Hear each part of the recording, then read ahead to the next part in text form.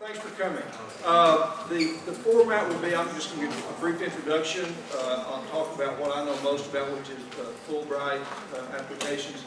And then we'll turn it over to David Lindstrom from Sociology, who will talk a bit about his perspective on applying for external grants. David has considerable experience. He's been a referee on grants before. Then Ralph Rodriguez from American Studies will bring his wisdom, right? I hope. And he will. I've heard him before. And then Sarah Newman is from Anthropology, and Sarah's had more than one successful grant application, so she can talk about the process. And then Ian Straughn will get here at 6:30. He's from the library and is a point of contact on searching for available grants that are out there, and so he can talk about that from his perspective. And then we want to leave lots of time for Q&A. Of course, you can ask questions as we go along. This is your event, so help structure it as you want to, but we do want to leave time for Q&A. All right, so I'm John Tyler, as you may know, from Associate Dean of Academic Affairs at the grad school, and I'm the contact person at the grad school for external fellowships. But my first piece of advice to you is that the real point of contact for external fellowships for you are the experts in your department. So those are the people that you should be turning to in thinking about fellowships, where to look, what grants to look for, getting help in writing, etc. But I'm sort of the overarching person in the grad school, and always send me queries if you have questions. So how many in here are interested, or at least thinking about applying for a Fulbright? Wow. Okay, well, I won't spend much time on that then. Maybe I shouldn't spend any time on it. You folks can catch me afterwards or email me, and I can talk to you. But it's sort of a complicated process, and one of the things you're going to learn from David and perhaps the others on the panel is that for all of these grants, but maybe especially for Fulbright, now is not too early to get started for next September's application deadline. So that's one thing you want to talk about. Yes? Hi, I'd like to double check. I'm an international student and been in the States for 12 years. Okay. In that case, we wouldn't be able to eligible for Fulbright. Not eligible. Not eligible. Okay. I think that's right. I just received, so there's a scholarship for studying in Germany, the DAAD, and they've changed their guidelines a bit so that if you're an international student, but if you've been here some number of months, you're eligible for a DAAD, but not for Fulbright. You are eligible for Fulbright through your own home country, the Fulbright program. Okay. But I think it's generally tends to be limited to students in their first year at the start. I'm not sure whether students who are already here are still eligible for Fulbrights in their home countries. That I don't know. Okay. Thank you. That would be the place to check. Okay. All right, and so what we want to cover today are everything from how do I think about looking for fellowship opportunities to how do I think about the process to how do I think about writing good applications. And so by the time we go through all of the people on the panel, hopefully we cover those key topics. So let me just turn it over now to David, and we'll start the conversation going. Great. I'm really delighted to see so many people here. This is really important for you, and it's important for us too as faculty to have as many of our students gain external fellowships as possible. And it's not simply from a financial perspective, but what's really much more important is the market distinction that it brings to you and to Brown University and our respective programs. So there are three things I want to cover. The first is apply often, and apply early. Those are the three things. First, applying. Bless you. Applying for external fellowships is like the lottery in one way, which is you can't win if you don't try. But unlike the lottery, it's not a sucker's game, meaning that your odds of getting an external fellowship are much higher than any of you think. And that's the first point that I really want to emphasize is that you are much more competitive as students from Brown University than you think you are. And in fact, I've been involved as a referee in a lot of different fellowship and grant competitions. And what frequently seems to be the case is there's a shortage of really quality applications. So there's actually people out there are looking for the kinds of applications that all of you can write. And if you think that your chances are 1 out of 500 because there's 500 people applying, your chances are really something like 1 out of 100. Or if it's 100, your chances are 1 out of 20. Or if it's 50, your chances are 1 out of 5. Just because of the fact that you're at a top program, very selective school at this stage means that you're going to generate very, very competitive kinds of proposals. So don't undersell yourself. You got to get out there. You can't win if you don't try, and so you have to apply. The second thing is that I know sometimes it's easy to get complacent when you've got a 5-year financial guarantee. One of the primary reasons why you're going to be applying for external fellowships isn't the money. It's the mark of distinction that having won an external research or external fellowship brings to you. In the process of preparing yourself for the job market post-PhD, your focus is on what? Publications, other indicators of your research promise. And one of those indicators is having won competitive external fellowships. And that's really important for you to recognize that you should go equally for that $5,000 or that $2,000 travel grant as you do for that $50,000 or $30,000 award. It's not about the dollars again, it's about how to separate yourself from your peers as someone who's on a very promising trajectory, who's someone who's got a very promising research project. It's a source of external validation of the quality of what you're doing. And that's something you want in hand when you leave here and with your CV. So you should always be applying for these things. Nothing is too small. There are all kinds of summer research opportunities, travel grants, etc. Apply for all of those things. Apply often. You're not always going to get a success.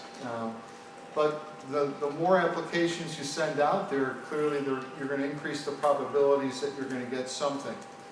And I've seen many situations in which students are simultaneously applying for 4 or 5 different grants and end up in the enviable position of having to make a choice because they've gotten 3 awards. And that's not a rare occurrence. It happens a lot to those people who are writing many grants. Now, one of the ways that you should think about writing research grants is that it's a way for you to sharpen your own research ideas. It's about, because what you've got to do in a research proposal for an external grant, a fellowship, is in a sense crystallize your ideas in very few words. You've got to be able to communicate in very clear language to a group of reviewers what exactly it is that you're proposing to do. And in the process of writing that grant, it's going to help you in developing your own dissertation proposal and in going further with your dissertation proposal. So you should really view it not as a burden or an add-on activity, but an integral component of you preparing your own dissertation proposal and sharpening that proposal as you move along.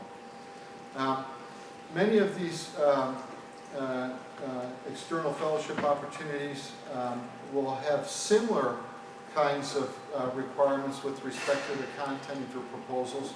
So what it means is you can borrow a lot from one proposal to the next proposal. So it's not as if with every proposal you're rewriting. It's an entirely new process. It's rather taking some material and reworking it to varying degrees for these different applications.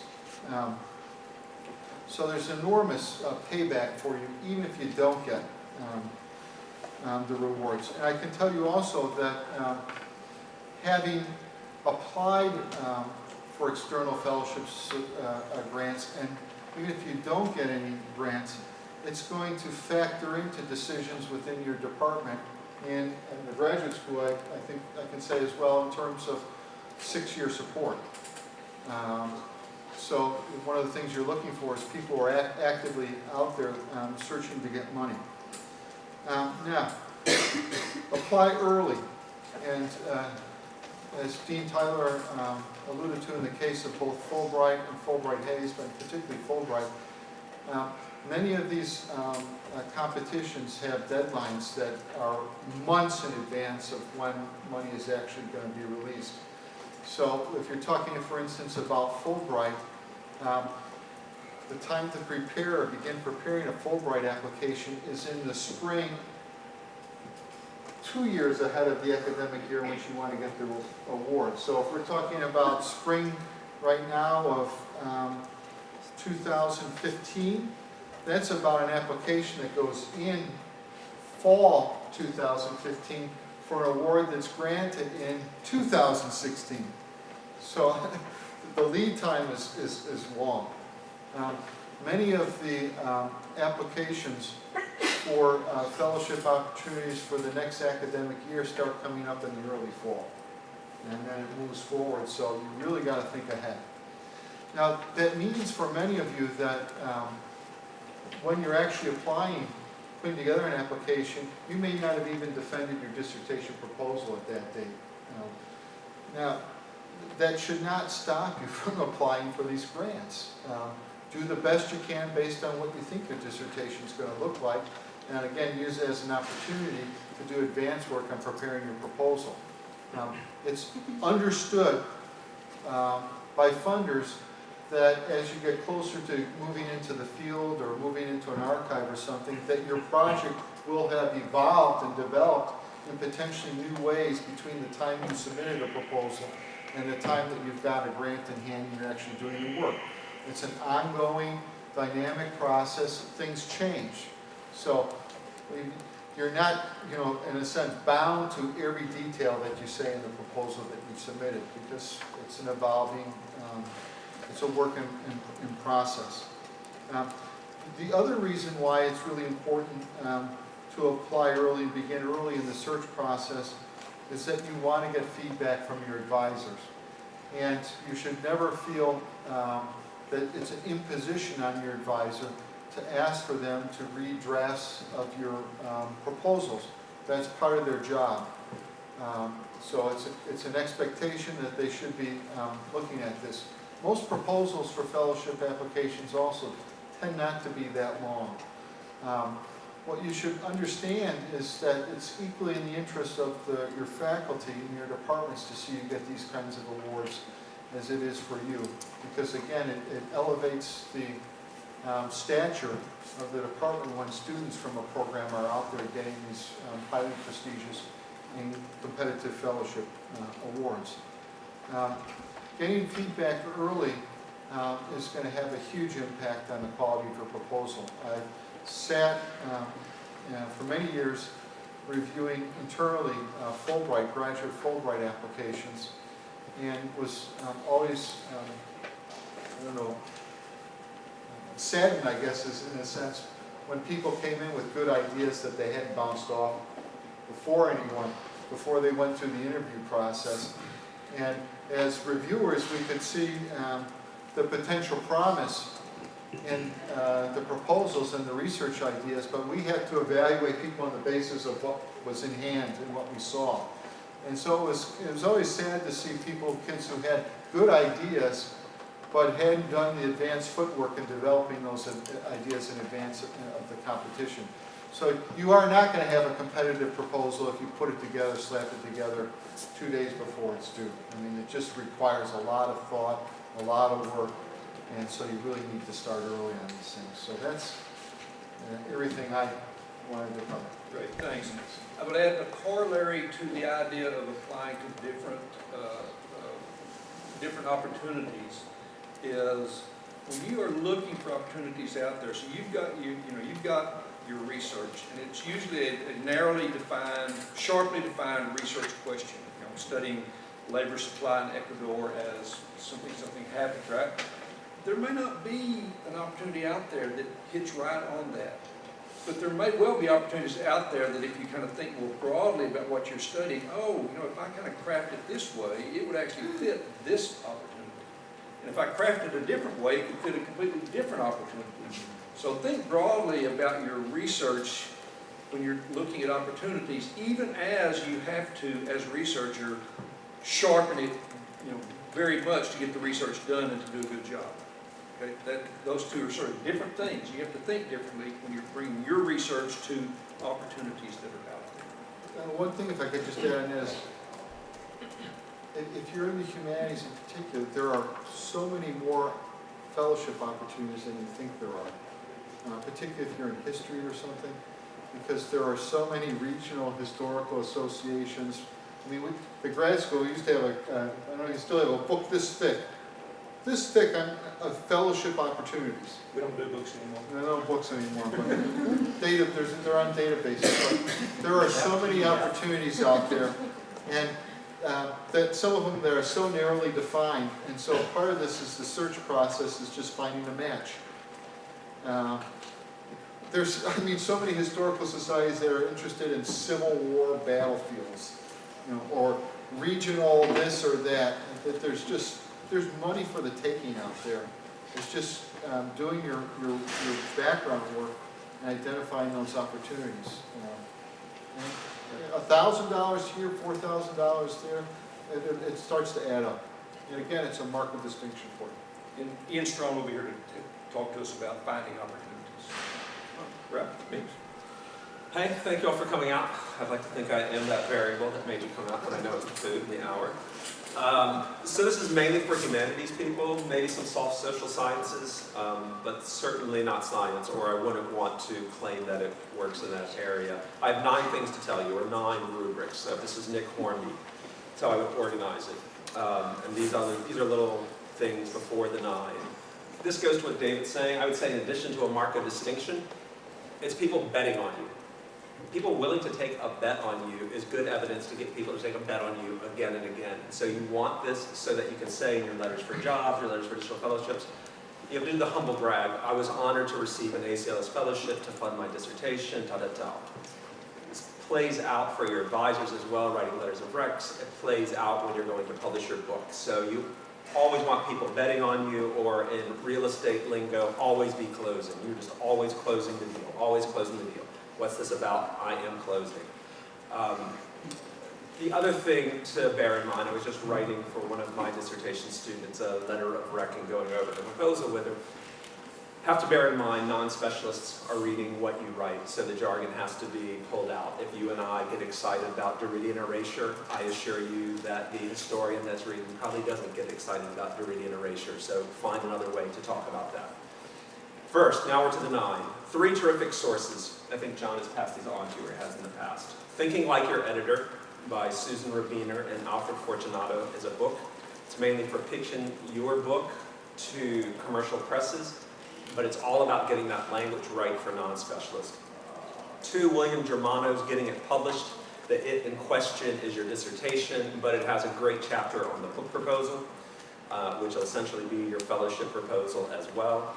Christina M. Gillis, if you Google writing proposals for ACLS, you will find her short little, I think it's like 5 pages. Brilliant. Not quite as brilliant as this, but good nonetheless. 2, the 4 big questions for the proposal writing. What is this book about, or what is this dissertation about? You have to know this. What is the book's argument, and what's new about it? What is your intervention? What is it you are trying to say? Why are you the person to write this book? What makes you special? What makes you uniquely qualified to talk about, again, Derridian erasure and post-contemporary fiction? 4, this will matter more when you're pitching to presses, and I can't see you getting there. Who makes up the core audience for your proposed book? But you're also thinking about that in terms of your fellowship. Who is going to want to read this dissertation, and why am I at the Stanford Humanities Center interested in giving you a fellowship to come work on it? All right, number 3, the key question or questions driving your project. And it's important that you be able to do it in the form of a question, a single question. What interests me is, in the case of a new book project I'm working on, it is, what is the usefulness of applying an ethnic category to understand an aesthetic corpus of works? What is the usefulness of having an ethnic category define a body of literature? Question 2, if there's a use to that, what does it tell me about the poetics of that community's literature? Right? You have to be able to do it in questions. You've got to get them right, and it has to be exciting to you, and you should be thinking about this while you're walking, while you're in the shower, not just when you're at your desk. And ask yourself constantly questions about your project. Imagine a hostile audience member reading it, imagine a sympathetic audience member reading it, and the questions she or he might have about the project. David hit on this a little bit. You're going to have to get used to pitching your project, I would say, at 3 different word counts. The word count when I'm in the elevator with you at the conference, and you have from floor 11 to floor L to get it out, which is like 3 sentences. The next is the 100 or 200 word version. I made this up, these are on most applications. And then you're going to have the 5 to 10 page version of it. So practice, this is all nitty gritty. All I'm going to tell you is, how many of you have done applications? Okay, I am telling you things that are on there. And I hope doing it with a bit of wit and insight. For the longer proposal, for that 5 to 10 page version, this I think bears noting because I think it's the harder one to do without becoming prolix and without becoming too reductive. Opening paragraphs has to hook me in. There has to be enthusiasm, there has to be an exciting anecdote, there has to be a great first sentence. Once you've pulled me in, then you have to do a formal review of the literature. X has said this, Y has said this, Z has said this, but what X, Y, and Z have failed to richly account for, or what they've missed because their optic has blinded them to, your intervention. That's what happens next in the description of your project. Last bit is about methodology, and then you often have space for chapter descriptions. Chapter descriptions are that big. You can get 2 to a page, maybe 3. Item 6. You will somewhere in the application be asked what you're going to do over the tenure of the fellowship. You do not get to say, I'm going to write my dissertation. You need to be able to map it out in months for them. September to November, I plan on working on chapter 1. December to February, I'm going to research and work on chapter 2, insert the chapter titles, don't just say chapter 2. And then what it is you're going to do for the remaining months. I don't feel like marking them out March to June. If you know that it's going to require residence at a humanities center at another university, and you know something interesting about that center that will facilitate your work, tell them. It would really help me to be at the Charles Warren Center to work on urban planning at Harvard because A is there and B is there, and their work has been richly informative.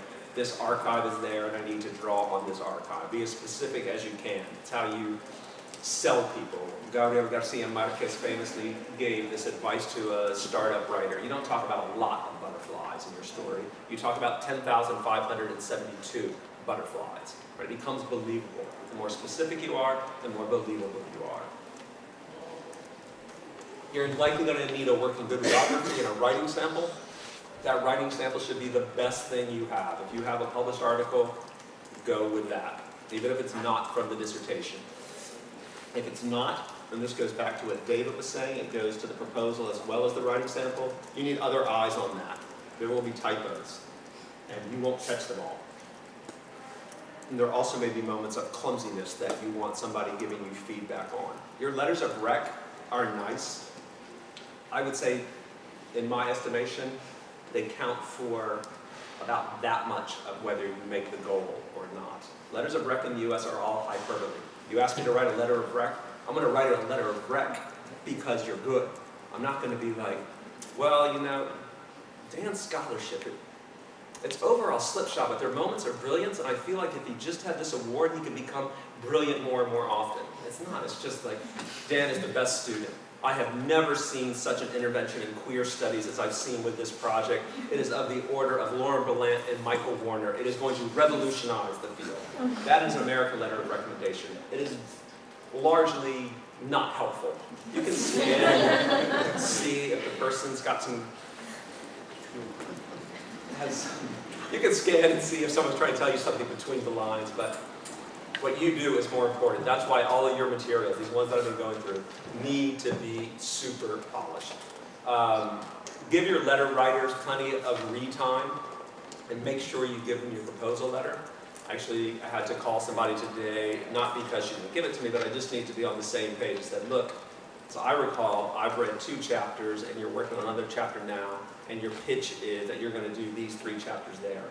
You get that wrong, or you don't give me enough lead time to really kind of dig in, even though the letter rec doesn't matter that much, it's much better to have 1.5 pages from me than to have 3/4 of a page.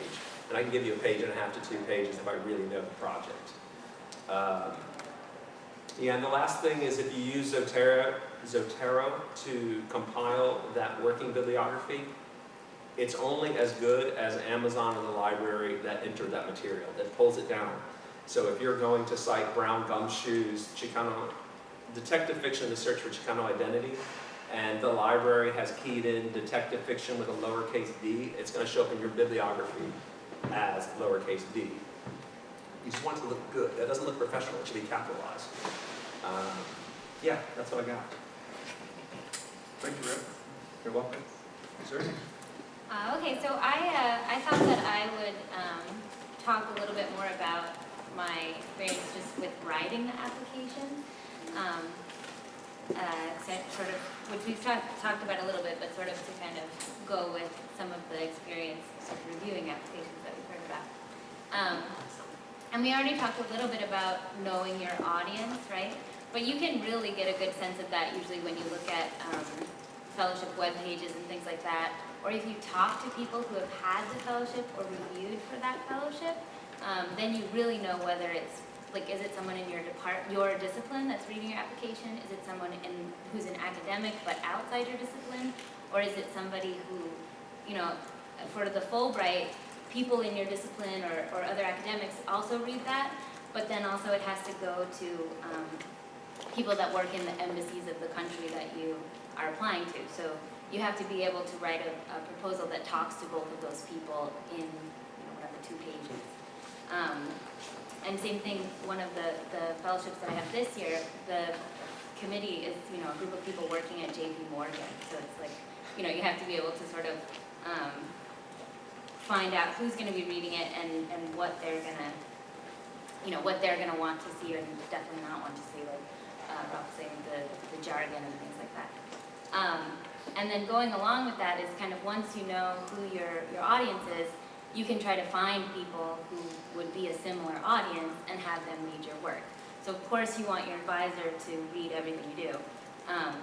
But you know, if you're applying for something where it's going to be a more general type audience, you know, you can have friends or family members read it. If it's something that's going to, you know, for like the Melanie CLS application, I had a lot of friends in other departments read it because they say it's, you know, people that are maybe in a closely related discipline, things like that. So that's helpful. The other thing is that a lot of times, and David kind of talked about this, saying that you could use certain pieces in multiple applications, but a lot of times these proposals are sort of formulaic, right? There's certain things that you have to include, like Ralph was just saying actually. But one of the things you can do is a lot of times it's not that hard to get examples of successful applications from a variety of different sources. So for the Fulbright, you know, you can Google successful Fulbright proposals, and there's a bunch on different college websites, which I used a ton of them. And then as you read more and more of them, you get a general sense of, oh, okay, there's the hook to start off, then there's the, you know, a statement of the problem, which is a paragraph or 2 paragraphs, and there's, at the end, you have to say why you're qualified to do the research, what your timeline is, you know, little things that you notice that everyone mentions when they defend their dissertation prospectus to show that they'll be ready to do the grant, you know, that kind of stuff. And then also, I think for certain things that are more discipline specific, usually the department secretaries have copies of, at least in anthropology, the department secretaries have copies of the successful grants that, that students have gotten. And then also, I know the graduate school publishes like or does a night where they name all the awards that were given in different departments, right? Or if there's like a PowerPoint that's on the We website? do list certain awards. So you can always contact those people and, you know, it doesn't hurt to say, I'm applying for this grant that you got, could I have your application to see? Or if they have advice or something like that. And then really the more you read those things, you get a sense of not only what are the kinds of things that you say, but how those applications are structured. And not necessarily just in terms of, you know, the different content parts, but you know, certain things like bolding headlines can really like make things stand out. Or when you talk about the timeline to completion, how specific is it, month per month, or you know, months at a time? And organizing chapters, how much do they have to show? I've really outlined my entire dissertation, and this is where I'm at thinking about it. And also just a sense of how, kind of what the tone is for certain applications. So something like Fulbright is usually really personal. And, you know, something like NSF is very impersonal.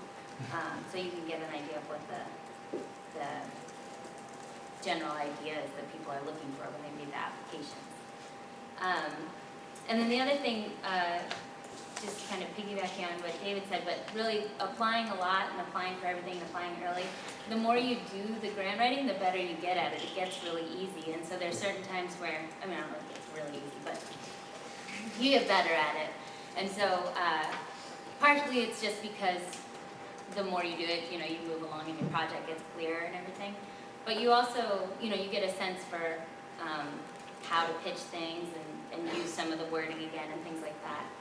And kind of on the same lines, when you're applying for so many things, you know, you can't just take the same application and try to fit it to everything that you apply for, because each thing is going to be looking for something very specific that they want to fund, right? So you can take kind of the basic idea, but and I think David had mentioned this, that you know there's certain, like everyone has their project that they love and that like that's why you're here and that's what you're doing. But for certain applications, you don't have to say this is my project, this is what I'm doing, here it is. You can take. Also, I have a chapter that's about this, which fits. You know, you want to fund a project on ethics, and it's like maybe your dissertation is not about ethics, but one chapter has a part that mentions that. You can focus on that. You know, I mean, you can't lie about your dissertation, but you can focus on certain elements of it that, you know, you can kind of package it in different ways. And that might be it. Yeah, I think so. Okay, so sort of follow up on that is, and I sort of said it earlier, that your dissertation, while it's focused, it's big. There's lots there. And I think what Sarah's saying, the way to say that, is you can find areas of your dissertation to emphasize for particular grants. That's one thing. The other thing is, you don't know what this process is like in maybe not in all grants, but the ones that I've refereed for. You know, picture some tired academics who have been, you know, flown into a hotel, and they're sitting around, and the meeting's going to be the next morning where you discuss the, you know, your rankings of the grants that you've been given, and you're reading through the grants that night, hurriedly trying to finish up your massive assignment. It's your job to write the proposal that the 30th grant that I've written is the one that goes, wow, that's interesting, and wakes me up in the hotel room. Now, I can't tell you how to do that, but you know, how do you make what you're doing sort of stand out and pop out? That's a real key to writing a successful grant, because it gets to be worrisome business reading through all the proposals. You know, how do you write one that sort of pops out? All right, go ahead. Yes, well, And just kind of, I'll try to get the computer one for you. going on what Tyler said, one of the things that, like in my own writing, I tend to not have good topic sentences. And for grant proposals, those are huge, right? Because when people are reading 50 or 100 applications, they're reading the first paragraph, so you need the hook, and then sometimes they're just gonna skim through and see what they can get, right? Especially for a first pass, because if there are, 400 out of 500 applications that aren't really any good, they're just gonna look for that to move those to the side without wasting their time. So if you can, for sure make sure that each paragraph that you write in a grant proposal, that the first sentence is, it's like, this is what I want to say about this thing, and it's catchy and well written and not full of commas. Like that it's short and sweet and it's pretty clear, so that you could kind of read through your proposal and just read the first sentence of each paragraph and get a good idea of what you're trying to say. And I would underscore what Sarah said. There are always examples around. There's no reason for you to do this without looking at an example. You learn the genre the way you would learn how detective stories operate, the way you would learn how sci-fi operates.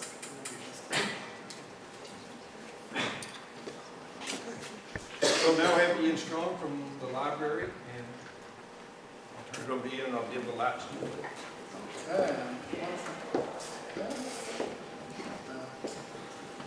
Guys, you look so serious. Man, you guys, this is a great opportunity. You've been getting all this fabulous advice. All you have to write are these 10-page proposals, and people are going to shower you with thousands and thousands of dollars. I mean, come on. One of the pieces of advice I got as a graduate student was that, the amount of money you can get per word or per page, and this is dwarfs what what you're going to get out of your dissertation, right? You might sell 5 copies, through ProQuest of your dissertation. So, think about that, right? For 10 pages, Fulbright might be giving you close to $50,000. That's serious money. So, we all should have big smiles on our face. But everything that they've said is moot, right? Everything's moot unless you have something to apply for, right? So, one of my task here for you guys is to help you actually find the fellowships, the grants, the paper prizes, the whatever it might be that actually brings the money in the door. And I only take 5%. I don't know, how much is a graduate school taking now? Well, grad school or me?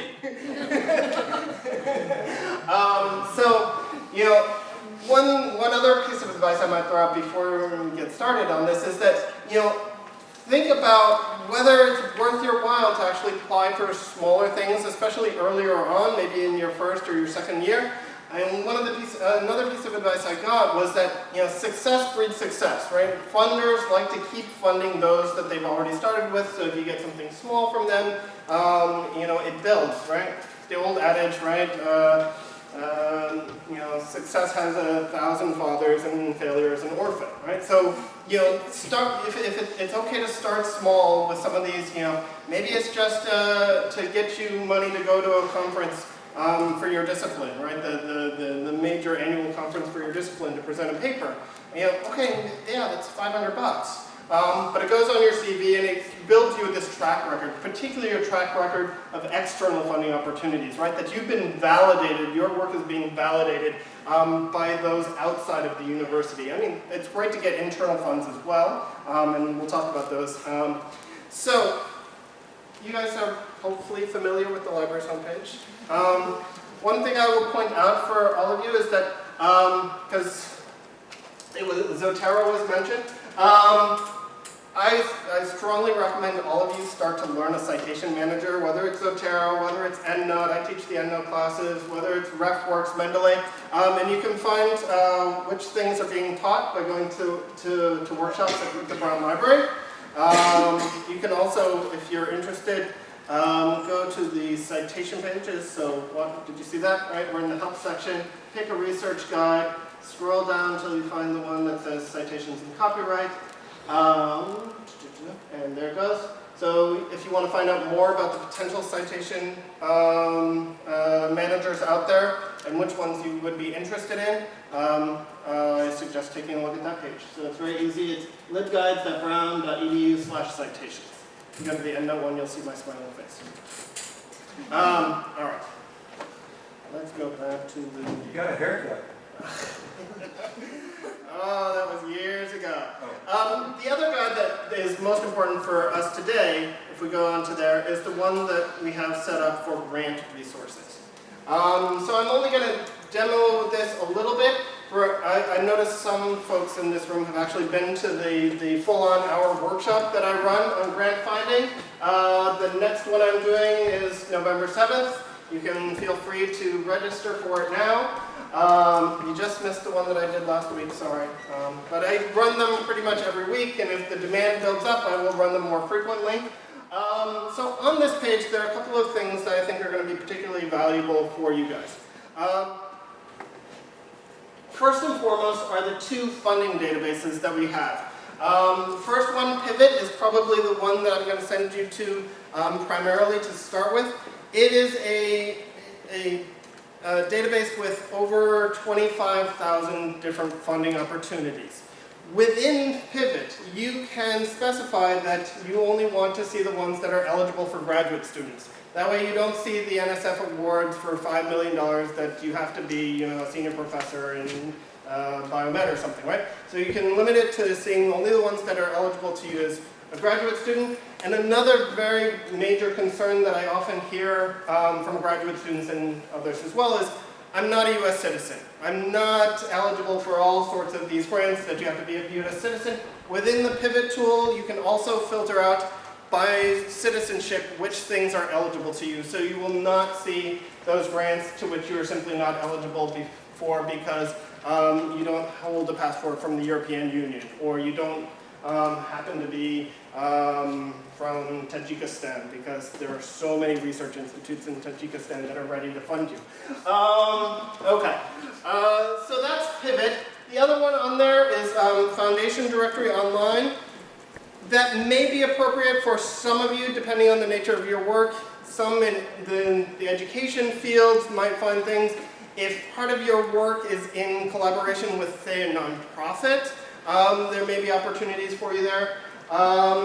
But I'm not going to talk, I talk a little bit about that. If anyone thinks that after reading it, it may be something useful, feel free to contact me. You guys have all my contact information right there. You can feel free to find me, drop by. I'm in the Rock. If you want to see that very nice, shiny, new reading room on the first floor of the Rock, you can also then pop by in my office. A couple of other things on here that may be useful for some of you. The database of government awards, particularly the three biggies in terms of the US federal government. The NIH reporter, where are my healthcare, my biomed folks? None? Where are they? The NSF and the NIH. These are databases where you can go and see who has been funded, what projects have been funded in the past. That can be a very valuable clue to seeing, well, is the work, the research that I'm potentially going to do, going to be of interest to those major agencies. A lot of you may be looking to the NSF for their dissertation improvement grants. You can go through and search which things have been funded, which things haven't in previous years. The other thing that many of you will want to look at are the campus units with funding opportunities. This is the internal funding, right? So the distinction between internal funding, money that you get from various units here in Brown, whether it be the graduate school, those of you who are doing work internationally, maybe you're doing anthropologists or archaeologists doing field work, or my archaeologists. You might take a look at the Office of Global Engagement, because they've been collating a number of the international research awards within the university. Watson has been ramping up a lot of their scholarships, and a couple of others as well. So keep an eye on those. I will admit that this is non-comprehensive, and I try to keep it as up-to-date as possible, but there may be things on there that are no longer eligible. At this point, we have yet to have a full-on database for all the potential funding opportunities within Brown, just because things happen all the time. Anyone who's doing work on questions of gender might look into the Pembroke Center or the Kogut. There's the fellowship with the graduate student fellowship with the Kogut Center as well. Keep those in mind. They are all very valuable opportunities. Let's see. I'll say one other thing about the Pivot. If you go here and you get that little drop down, you'll get a link to what I have are the do's and don'ts. So if you go into the Pivot system and you log in, and I suggest that all of you create a login to Pivot so that you can save searches, that you can track particular funding opportunities. In my experience, it's been the graduate students who have been really good at this and using this, because the ones that are most highly tracked within the system are all the dissertation fellowships. But there are some do's and don'ts for how you might actually take the most advantage of this particular tool. And anyone who comes to the workshops, the bigger, longer workshops that I run, will go into this tool really specifically, so you get to see where it's useful, where it might be powerful for you guys to do what you want to do. I'm going to stop there because maybe there are some questions. Some of you want to actually go get your dinner, all that kind of good stuff. So if we could have the links. Excellent. Thanks, Ian. You're welcome. And is it the case that you are still, that it's potentially available for one-on-one consultation? Absolutely, and I know there are fixers in this room for whom I've done that, so I'm more than happy to talk with people individually. I normally have regular office hours Tuesday mornings, so if you happen to be in the Rock and want to drop by and have a question, feel free. Otherwise, you have my contact information there. Just send me an email and we can set up a time. Right, so if you're in the search mode, it's a great resource to be able to sit down with Ian and let him help you get started with Pivot or with just your general question. All right, we'll take time now and open it up for any Q&A you have for any of us up here. Sure. So if I want to apply a external fellowship, is it required to inform the grad school? Or like if so, how do we do that? No, it's not required that you inform us at all, no. If you certainly can reach out to us for help or assistance or for some direction, but you don't have to inform us. How about grants where there's an internal competition before they go out to the external? So there are a couple of grants. So there are two grants that I know of in particular, the BAAD. We are one of the, and that's for doing studies in Germany. We are one of the institutions that we are allowed to offer two pre-selects that go into a different pool that has a higher probability of being funded. And so there's an internal deadline and competition for that. And I believe it's for the Lindstrom Fellowship. There's an internal, we do a ranking, I believe, for the Lindstrom, an internal ranking. Those are the only two. And then, of course, the Fulbright, there's a campus interview that has to be done, so there's an internal deadline. So pay attention. If there are internal deadlines, they'll be on the graduate school website. Otherwise, you're subject to just the national deadline of the particular fellowship. But there are some fellowships, though, that have to go through the university. That's correct. For instance, the NSF dissertation, any of the National Science Foundation grants have to actually go through the university, and the university sends them. It's a non-trivial number of fellowships if that's the case. So that you don't provide the application, the ultimate application is sent in by the university, usually meaning me. And by the way, one of the most complicated is Fulbright Hays. The Fulbright Hays competition actually has to, your proposal has to be reviewed and approved by the Office of Sponsored Research, just like if I were, as a faculty member, were getting funded research. It always has to go through OSP, Office of Sponsored Research. For Fulbright Hays, that's viewed as externally funded research, and so there's a tight timeline on that. and any of the fellowships that have to go through OSP, the Office of Sponsored Projects, there's a lead time, minimum lead time that they require in order for them to look at the proposal. And it's usually at least 5 working days. 5 working days. So that means if you have a proposal due on, let's say, November 15, you can't submit it to OSP on November 14. They're not going to take it. So you've got to get it to them early. The other thing is, Some of the proposals that involve research with human subjects will also require that you have some kind of prior approval from the IRB, or at least a human subjects protocol design and ready to submit with it as well. So you just can't do these things, a lot of these things that turn it into data. It just takes a lot of lead time. If I could add two things to that. OSP will often be the one who reviews your budget. So for any grant where you have a budget, you might want to either talk with folks in the graduate school or OSP to make sure that it sounds legitimate and looks legitimate. And the second thing I was going to say, some grants and increasingly more grants are going to ask you to have a data management plan. And if you're in the sciences, one of my colleagues, Andrew Kramer, is there to help you with your scientific data management plans. I was just curious if, I don't think it has to, but the NSF GRFP does not have to go through the university, correct? I don't know. No. No, it doesn't. Okay, that's what I thought. Sure.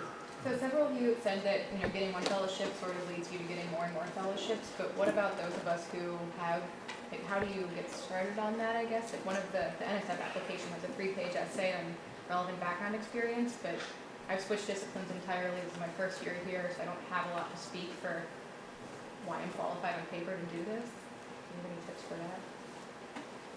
I mean, I think I would say to go, we also mentioned that it's not so much about getting those big grants, but just starting by getting smaller things. So the NSF DRP is like a huge thing, right? Because it's like 3 years, $30,000 a year or something. But, you can start with like the Archaeological Institute of America has like a small scholarship and, it's something like $1,000, $2,000. But the more of those like little things that you build up, then when you apply for something like NSF, they see that,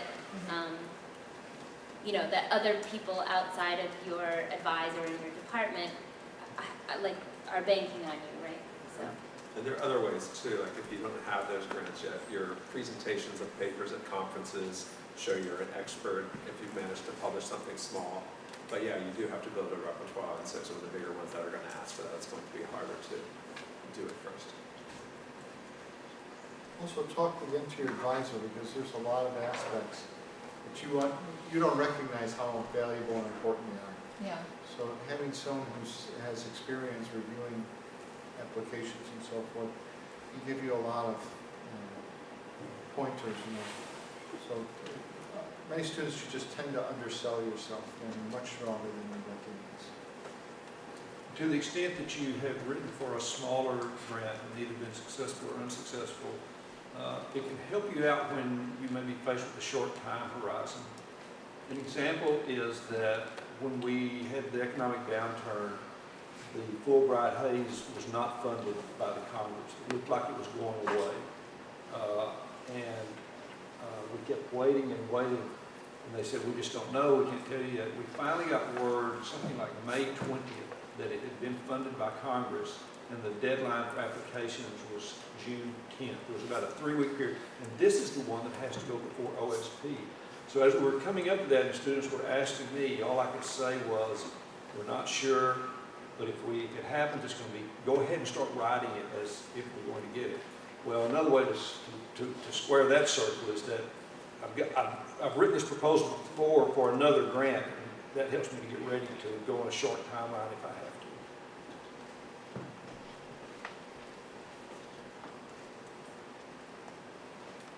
What else? This is speaking to applications for humanities-related grants, but one thing that I've noticed in coming across a couple is there's like a really heavy emphasis on interdisciplinarity. Like they really want your proposal or project to have a lot of kind of interdisciplinary contours. And I wonder if, you can speak to maybe specific either like phrases or just like signals that you can be putting in there that really alerts the committee or leaders to convince them of the interdisciplinarity of the project. And related to that, how do you make that interdisciplinarity legible to readers that are coming from all these like really different backgrounds? There are lots of different ways to do it. So you're coming out of English, you can insert phrases. While my PhD will be granted by the English department, my dissertation X engages the work of, and so you can list scholars' names, so I can see that you have some variety. You can list methods. My work engages critical race studies, feminist studies, and neo-formalism. And the work itself, the description of the project will make it clear whether you're BSing or not. Right? When you start talking about how you're doing close readings of X and all you do is stay in that close reading world, you're just going to read strictly as a lit person.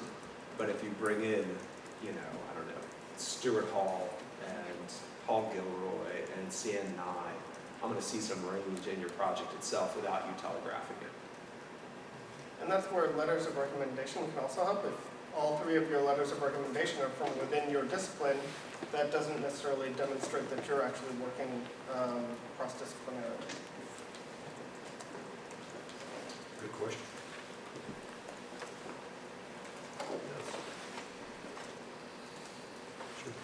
I have a question on the organization.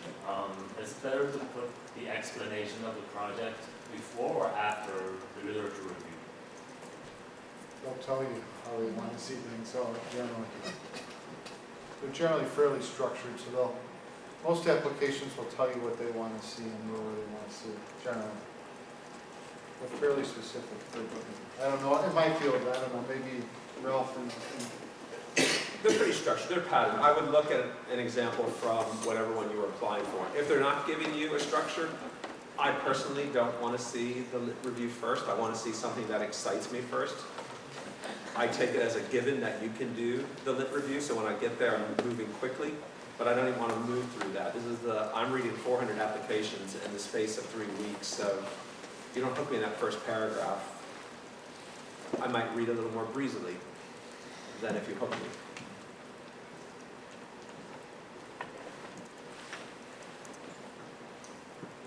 What else?